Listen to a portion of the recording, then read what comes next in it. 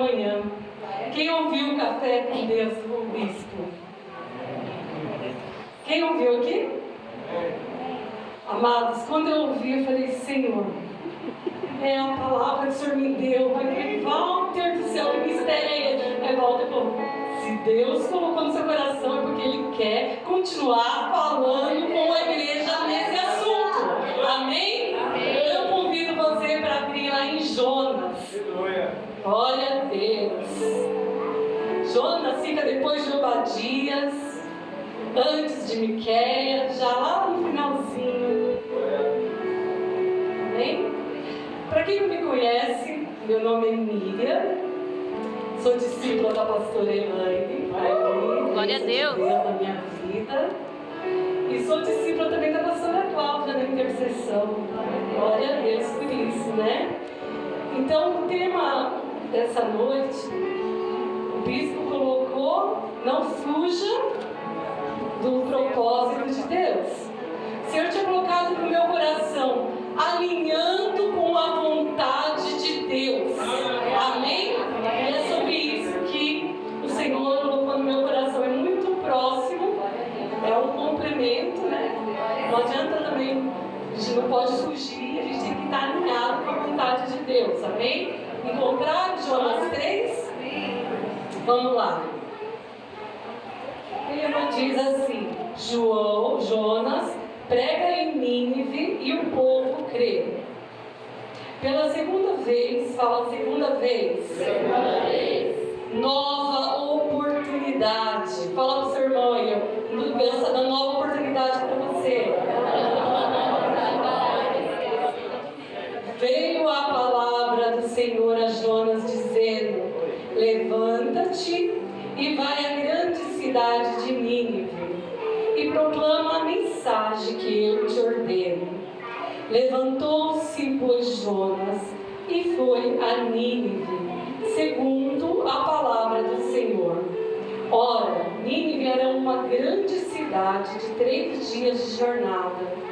E começou Jonas a entrar pela cidade, fazendo a jornada de um dia, e clamava, dizendo: ainda 40 dias e Nínive será subvertida.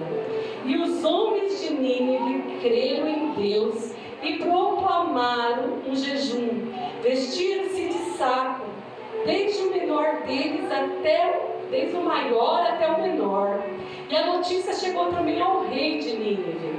E ele se levantou do seu trono e, despindo-se do seu manto, cobrindo-se de saco, sentou-se sobre cinzas e fez uma proclamação e publicou em Nínive, por decreto do rei e dos seus nobres, dizendo: não provem coisa alguma, nem homens, nem animais, nem bois, nem ovelhas, nem comam, nem bebam água, mas sejam cobertos de saco, tanto os homens como os animais, e clamem fortemente a Deus, e convertam-se cada um do seu mau caminho, e da violência que há nas suas mãos.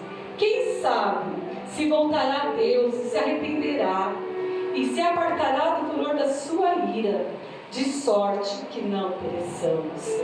Viu Deus o que fizeram e como se converteram do seu caminho, e Deus se arrependeu do mal que tinha dito que lhes faria, e não fez. Amém? Podem sentar. Ore comigo. Amém?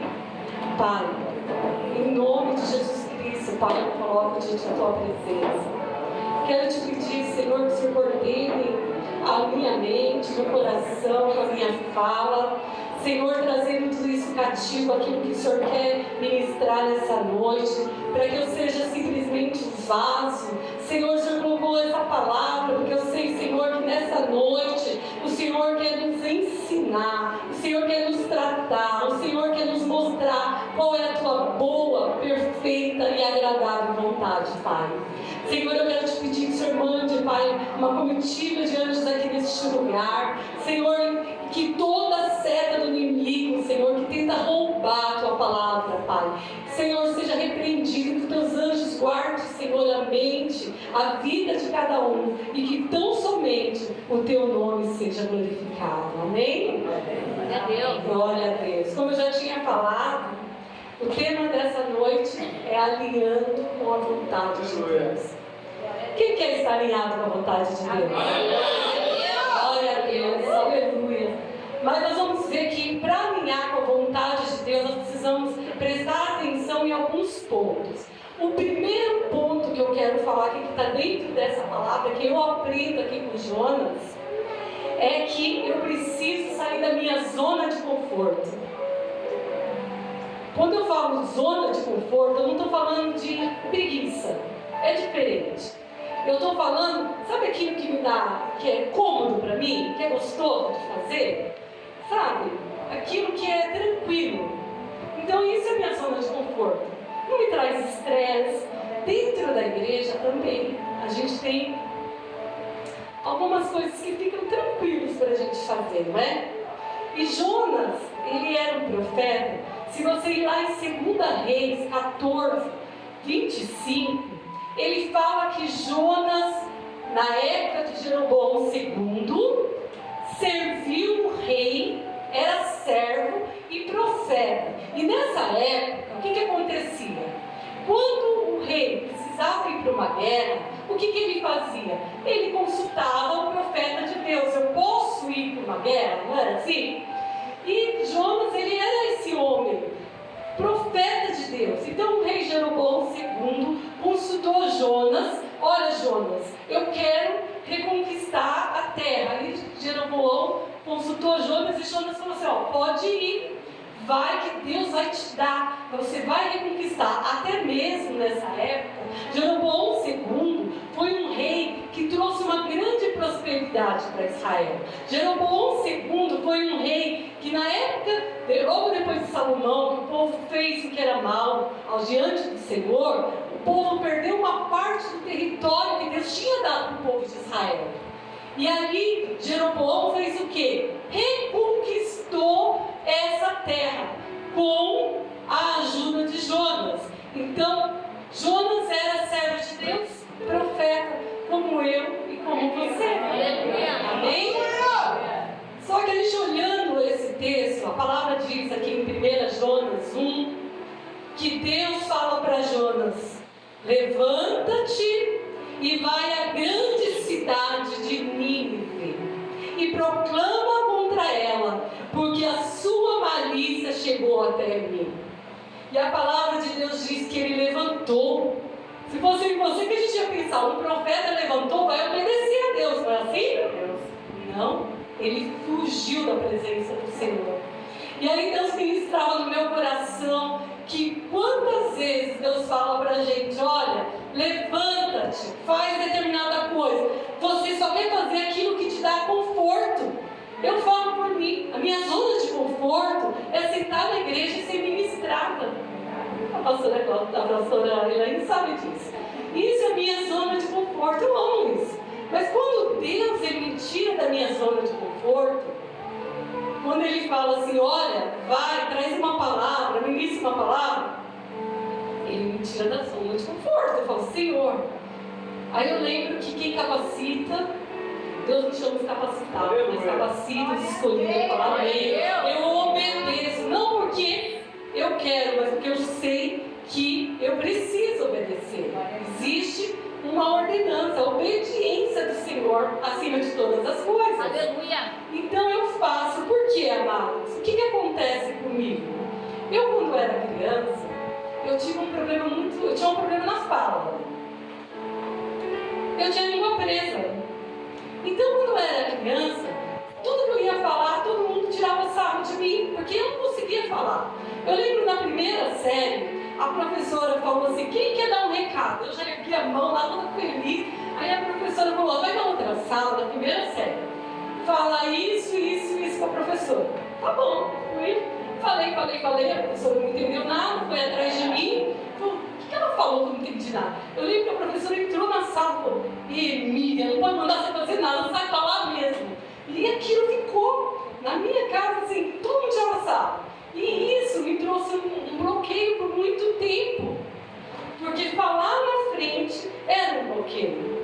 E trazendo isso daqui para a história de Jonas, ele tinha um problema muito grande com o povo da Síria. Primeiro que Jonas era patriota. Jonas era uma pessoa que ele preferia ter sido chamado por Deus para ir para o rei Jeroboão, segundo, que era o rei dele, e falar: olha, Deus mandou se arrepender, caso não se arrependa eu vou destruir Israel. Como ele conhecia a misericórdia de Deus, ele sabia que se o povo se arrependesse, Deus perdoaria. Mas trazer essa palavra para os ninivitas, que é a capital da Síria, Nínive, né, que era uma grande cidade, era uma metrópole, uma importante metrópole. E esse povo, o exército deles era muito bom. Eles eram um exército que, quando eles iam contra ali o povo, eles ganhavam a batalha, e muitas vezes, além de ganhar, eles eram cruéis. Eles pegavam o povo, degolavam a cabeça, importava para eles se era criança, se era mulher, se era soldado. Eles degolavam e colocavam na porta da cidade. Eram os inimigos do povo de Israel. Mas outra coisa que eles faziam, muitas vezes, eles também colocavam estaca no corpo do povo e deixavam lá no sol, tomando sol e morrendo aos poucos, sangrando, né? Eles eram tão mal que eles tiravam a pele do povo e deixavam o povo sofrendo mesmo. Porque para eles eram muito mal. Aqui a palavra diz que a maldade, a malícia do povo chegou até Deus. Deus se enojou desse povo. Deus não queria mais saber desse povo. Então Deus chama Jonas para fazer isso. E aí o que acontece? Jonas não queria. Jonas queria fazer qualquer outra coisa do que ir até esse povo. E aí ele foge da presença do Senhor. Então, o primeiro ponto aqui, para alinhar com a vontade de Deus, a gente tem que pensar que a gente não pode fugir da vontade de Deus. Eu não sei qual o chamado que você tem. Muitas vezes a gente quer fazer tanta coisa na igreja, mas o chamado a gente não quer fazer. A gente tem um chamado específico do Senhor. A gente quer negociar com Deus. Como alguns profetas falam: ah, Senhor, eu não sei falar, eu não sei, eu sou um menino ainda. O outro falou assim: olha, eu sou duro de palavras. Às vezes a gente quer negociar com Deus. Às vezes, como Jonas, a gente não quer nem negociar, a gente apenas não quer fazer. A gente só quer fazer aquilo que a gente acredita que é certo. A palavra de Deus diz que enganoso é o coração do homem. Às vezes o fato da gente estar fazendo algo na igreja, e aqui a gente percebe, Jonas estava fazendo, Jonas era profeta na casa do Senhor, não anula o chamado de Deus na minha e na sua vida. Você está entendendo, amados? Amém. Às vezes o chamado seu é específico, e essa palavra do Senhor é para despertar você, igreja. É para despertar você e eu. A gente não pode achar que a gente faz determinada coisa é o suficiente. É algo específico. Deus chamou você, Deus me chamou para fazer uma obra, algo específico. Não adianta eu fazer outra achando que eu estou negociando com Deus, que eu já estou anulada daquilo que Deus colocou. Uma coisa não anula a outra. O teu chamado é para você fazer. Aquilo que é para você fazer, não adianta mandar o outro, não é? Não adianta mandar o marido. Não é? Não adianta mandar os filhos. Não é? Aquilo que é para você fazer, amados, é você. Aprenda isso, amados. E não fazer desobediência diante do Senhor. Não adianta você achar que eu faço isso, eu faço aquilo, mas não faz o chamado, você está desobedecendo. E quando você desobedece, amados, tem consequência. E as consequências do Senhor, amados. O Senhor move os céus, move a terra a teu favor, mas também para você entrar nos propósitos de Deus. Jonas, então, a palavra diz que ele fugiu, ele não queria pregar para esse povo. Então, no lugar de Jonas ir ali perto do Iraque, aonde ele tinha que ir, ele foi para lá da Espanha. Lá na Espanha, perto da Espanha, que ele acreditava que lá era o fim do mundo. Quem conhece um pouquinho de história sabe que a América só vai ser descoberta depois ali no final da Idade Média, não é? Que os navios vão conseguir ter grandes ferramentas de navegação e vão conseguir descobrir a América. Mas até então, os navios eles não podiam sair muito da margem. Eles tinham que estar sempre de olho na margem, porque eles não tinham grandes instrumentos de navegação como os navios hoje têm. Então eles ficavam ali. E a palavra de Deus diz que quando Jonas ele pagou para pegar o navio, o que isso a gente aprende? Quantas vezes a gente paga para sofrer, não é? Não é? Às vezes o Senhor fala alguma coisa, mas você prefere pagar para sofrer. Você prefere pagar para ver, não é? Não tem um ditado pago para ver, não é? Quantas vezes a gente paga para ver a pessoa fala assim, eu quero ver aquela pessoa sofrer. Aquela pessoa vai se dar mal nessa atitude dela. Eu vou pagar para ver, não é? As pessoas ficam lá esperando. Vai dar tudo errado. Fica esperando as coisas darem errado. Só que, amados, ele pegou o navio. Ele foi na direção oposta da vontade de Deus. E aqui a gente tem uma segunda lição. Livre-arbítrio. Amados, você tem a escolha. Você tem a escolha de aceitar, de fazer aquilo que o Senhor te ordena, ou você tem a escolha de rejeitar. O livre-arbítrio é seu. Só que a consequência também é sua. Você pode escolher aceitar a vontade de Deus. Eu prefiro escolher. Às vezes eu nem queria tanto, mas eu aceito. Porque eu sei que a consequência ela é muito difícil. E a palavra de Deus que Jonas pagou, entrou naquele navio, entrou lá no porão. Os marinheiros pensaram, nossa, o dinheiro que ele pagou agora ele já tinha que levar mercadoria, então está tudo tranquilo. Mas eu quero dizer, quando você foge da vontade do Senhor, às vezes você sofre as consequências, mas as pessoas que estão ao seu lado também sofrem. A sua casa sofre. Decisões erradas levam os seus filhos a sofrerem. Decisões erradas levam, às vezes, uma carreira inteira ao fracasso. Decisões erradas levam filhos que estavam indo num caminho, para um caminho totalmente errado. Decisões erradas nossas. Por não obediência. Por decidir não aceitar a vontade de Deus. E aí, quando eu estava pensando nisso, eu lembrei de uma época que eu ainda nem namorava com meu esposo. E eu fui criada no lar evangélico. Chegou um momento que eu estava assim, tinha acabado de jovem, já tinha casado, tinha 19 anos na época, já tinha casado jovem da igreja, porque eu quero que eu casava cedo. Aí eu falei, eu sozinha nessa igreja, né? Aí comecei a receber convites. Eu lembro que a minha irmã mais nova falou, Miriam, vamos num casamento? E tinha culto. Eu falei, não, vamos. E os amigos dela me convidou. Eu falei, vamos lá, né? Cheguei no casamento. Daqui a pouco, irmãos, tem uma briga. Todo mundo tira a arma, inclusive o noivo. Ai, Jesus, misericórdia.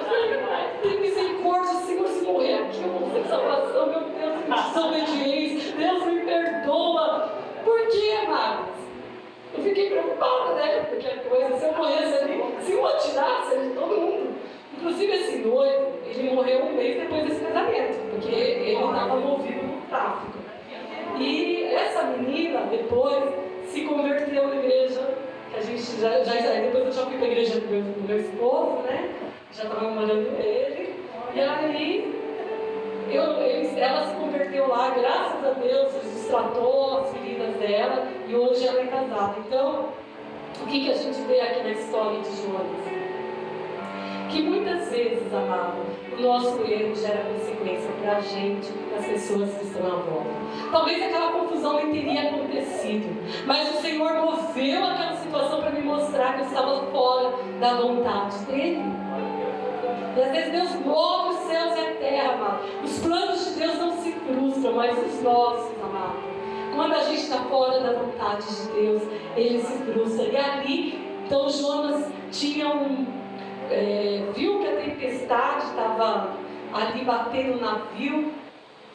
De qualquer forma, amados, se os marinheiros não jogassem Jonas ao mar, o mar ia se romper. Então os marinheiros ou jogavam Jonas ou morria todo mundo, porque a palavra diz que uma grande tempestade estava ali naquele momento e só piorava. E Jonas foi jogado ao mar. Quando Jonas foi jogado ao mar, diz que o mar se acalmou, mas Deus, ele providenciou um grande peixe. E ali Jonas ficou 3 dias nesse grande peixe. Ei, você vai esperar chegar no fundo do poço para aceitar o chamado de Deus e obedecer? Amados, não espere chegar no fundo do poço. Não espere, amados, você ficar naquela pior situação da sua vida por desobediência. Porque o Senhor está te chamando, amados. Não é à toa que você estava aqui. Essa manhã eu estava orando e falei: Senhor, o Senhor conhece quem precisa estar lá. Senhor, o Senhor conhece a minha vida. Ministra no coração. Senhor, eu não sou nada, mas o Senhor sabe. E o Senhor te trouxe aqui para falar: olha, não quero você no fundo do poço. Não é tempo mais de você ficar nessa situação. Ei, você precisa prestar atenção. O Senhor está falando com você e comigo. Presta atenção. Até quando você vai ficar nessa situação? Vai ficar cheirando mal? A palavra de Deus diz que quando Jonas orou ali dentro do peixe e se arrependeu, o peixe vomitou ele. E aí Deus faz um chamado novamente para ele e fala: Jonas, você vai lá levar minha palavra. O mesmo chamado, não mudou nada.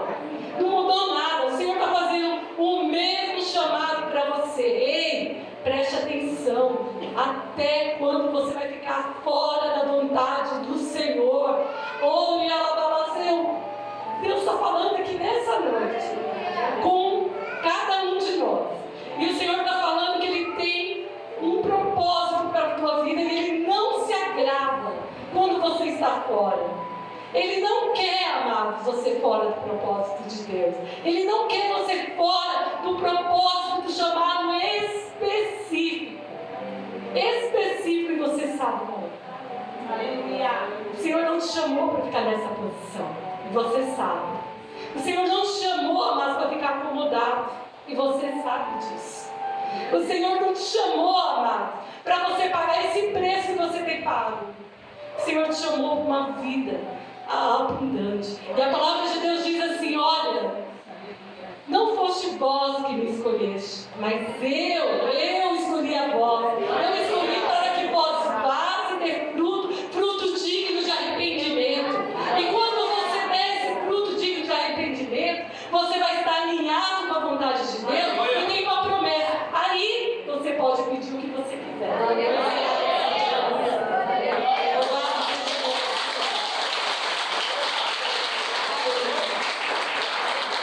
E aí aqui, amados, então a gente vê o terceiro ponto, que é o ponto do arrependimento. Glória a Deus.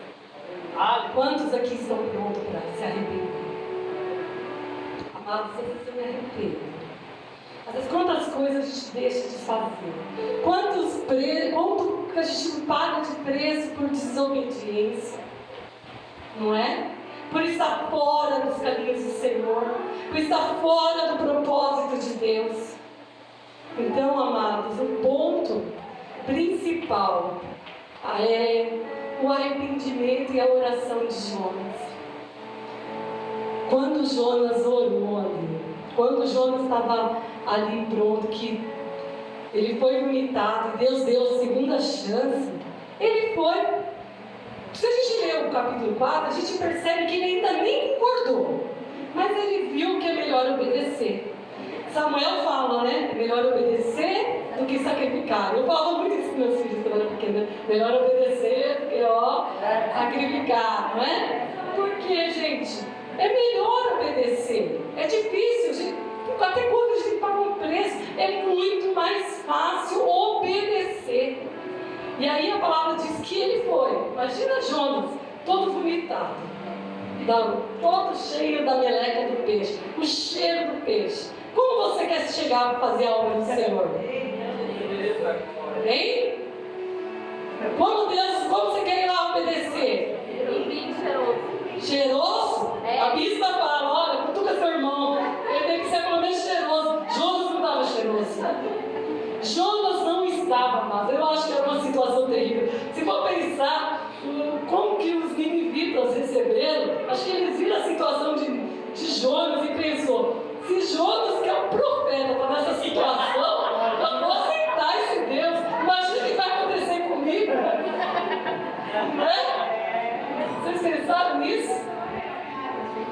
Eu prefiro ser cheirosa. Olha que eu gosto de peixe, mas desse jeito eu não quero chegar. E aqui, amados, então a gente vê a segunda chance de Jonas.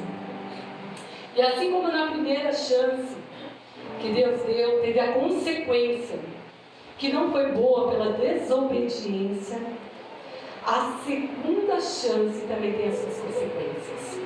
Ele tem a segunda chance que Deus deu, ele tem as consequências da palavra ser pregada e se as pessoas se arrependerem. Então, quando você obedece o chamado do Senhor, você vai fazer aquilo que o Senhor manda. Não significa que você vai lá, vai fazer a vontade de Deus e aí, olha, porque eu falei bem, ó, o povo se converteu. Jonas chegou lá e só pregou o quê, ó? Ele falava assim, ó, ainda em 40 dias, e Nínive será subvertida. Essa palavra, amados, que o povo recebeu, os ninivitas recebeu, é a mesma palavra que Sodoma e Gomorra recebeu. Em hebraico, é a mesma palavra, que é de ponta para a cabeça. Ou seja, é uma palavra de destruição. A cidade ia ser destruída, como Sodoma e Gomorra foram, com fogo. Foi assim? Por causa do quê? Da maldade. Então, quando chegou essa palavra, com certeza Jonas não estava fazendo. A gente não faz assim, agrada. Olha, Deus é tão bom. Olha, Jesus morreu por você para te dar vida. Aí não quer, mas fica mais um pouquinho. Não, Jonas falou assim, vai ser destruída. Quem quiser, me segue, né? Nem assim ele falou, só falou, vai ser destruída. E o povo ali, amados, a palavra fala que quando eles ouviram essa palavra, a consequência da obediência não era o que Jonas ia falar, não era o que Jonas estava falando ali, porque o trabalhar não era pela palavra de Jonas, mas era pelo poder de Deus. Deus, Ele quer te usar, amados, para que aquilo que Ele te chamou, por mais simples que seja, amados, Ele tem um chamado, e é para mudar a vida de alguém. Eu lembro de uma irmã que me contou uma vez que Deus colocava na vida dela pessoas que estavam em depressão. E aí ela falava assim, irmã, eu nem gosto de limpar direito a minha casa. Eu não gosto, eu limpo, mas eu limpo porque eu tenho que limpar, porque é minha. Mas Deus colocava assim, olha, você pega, a pessoa fala, a pessoa está com depressão. Aí Deus fala para ela, você entra lá naquela casa, a primeira coisa, limpa toda a casa, faz a comida, levanta a pessoa, vai dar banho, e depois você prega a palavra. Então a pessoa saía da zona de conforto nessa situação, ela era colocada para limpar a casa da pessoa. Mas não foi uma vez não, foi várias vezes. Todo mundo que estava em depressão chegava até ela. Fulano de tal está com depressão, você não quer visitar? Ela fala, meu Deus, é essa semana que eu vou, dá-lhe pastinha. E aí, amados, eu estava pensando nessa palavra, e quando a gente mudou para a chácara, quando a gente comprou a chácara, fazem mais ou menos 13 anos. E a gente tem 3 centeias amarelas. Falaram que era amarelo, eu não conhecia, mas morei 2 anos aqui e o inteiro floresceu. florescia, sabe? Sempre quando estava verde, verde, verde, verde. E foi passando, esse ano agora que passou, o ipê ficou lindo, floresceu.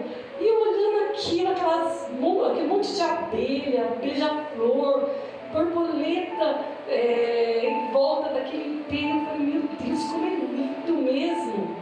Aí o Espírito Santo ministrou no meu coração, ei, quando você floresce, é para alimentar outras vidas. Glória a Deus. Não é para você ficar da mesma forma. O Senhor quer fazer você florescer. Para você sair da zona de conforto. Para você alimentar a vida. Para que vidas mudem da sua situação. E aí eu falei, Senhor, preciso. Eu preciso. A natureza proclama a glória de Deus. Quantas vezes a gente não glorifica a Deus por uma flor, por um passarinho, e a natureza está glorificando a Deus, está querendo te mostrar aí, sai da sua zona de conforto, obedece ao Senhor. Não é da forma que você pensa que é, não é aquilo que você quer fazer, é o que o Senhor quer que você faça. Então o Senhor nos traz aqui, amados, um arrependimento de toda uma cidade. É o sonho de todo evangelista, né? Já chegar aqui em Itapeva, proclamar em Itapeva, olha, se arrependa. Todos aqui, todo mundo se arrepende, até o prefeito. Tirar toda essa idolatria e louvar o Senhor e falar, eu quero esse Deus. Não é? Não é maravilhoso? Isso é a consequência da obediência. Às vezes, amados, uma alma vale mais do que o mundo inteiro. Às vezes é no trabalho. Qual tem sido o seu testemunho no trabalho? Qual tem sido a sua postura hoje nas redes sociais, não é? Que é a moda agora. Todo mundo fala que o que quer lá. Não é mais sem lei lá. Não sei se vocês sabem. Pode sofrer processo hoje. Não é mais. Porque lá era uma terra sem lei, né? Hoje não é mais. Hoje existe regras para isso. Mas ainda as pessoas não entenderam isso. Estão falando o que quer. E quando o cristão, amados, toma esse posicionamento, quando Jonas da vida toma esse posicionamento, quando fica lá o cristão torcendo pela autoridade que Deus constituiu para dar tudo errado e fica criticando, torcendo para a situação do país dar errado, por quê? Porque ele não votou naquele presidente. E aí declara lá em rede social que não é a favor daquele presidente e que todo mundo vai pagar o preço. Jonas queria também que o povo pagasse o preço. O que você tem desejado, amados? Os seus inimigos não são inimigos de Deus. Deus não tem prazer na morte do ímpio. Deus não tem prazer, amado, em briga de família. Quantas vezes a gente fala assim, a gente ouve, olha, eu sou a menina dos olhos de Deus. A pessoa lá me ofendeu. Ai da pessoa. Porque a gente quer, amados, a justiça, a misericórdia de Deus sobre a nossa vida. Mas sobre aquelas pessoas que a gente acredita que nos ofendeu, muitas vezes nem nos ofendeu, só nos confrontou, a gente já fala, mexeu com a menina dos olhos de Deus, agora vai sofrer a consequência. Quantas vezes a gente ouve até em família isso, amados? Pessoas desejarem as consequências de Deus venha sobre o ente da família, porque mexeu, porque falou algo que não agradou. Ainda mais no final do ano, né? Todo mundo junta. E aí solta uma briga, ou até no meio da igreja. Porque o meu líder, eu fui ajudar o meu líder e ele não aceitou. Agora, vou deixar ele sozinho, ele que se vira ali, Ele vai pagar o preço, eu tentei, ele não quis. Ei, você fez pelo líder? Não, você está fazendo pela obra do Senhor. A obra do Senhor não é do líder. E se você não faz, você está em desobediência. E hoje Deus colocou sobre nós os líderes na igreja. Cada um de nós tem sua célula, tem seu líder, né? E muitas vezes a gente também precisa honrar eles, não obedecer, torcer para que a coisa dê errado. para que o líder seja envergonhado na igreja. Amados, isso também é pecado. Isso também é desobediência. E o Senhor hoje está nos querendo nos ensinar, amados, que a gente precisa buscar o Senhor e a vontade de Deus. Amém? E aí, amados, aqui Salomão fala que Deus tem muitos, o coração do homem, ele faz muitos planos, mas o propósito de Deus é o que permanece.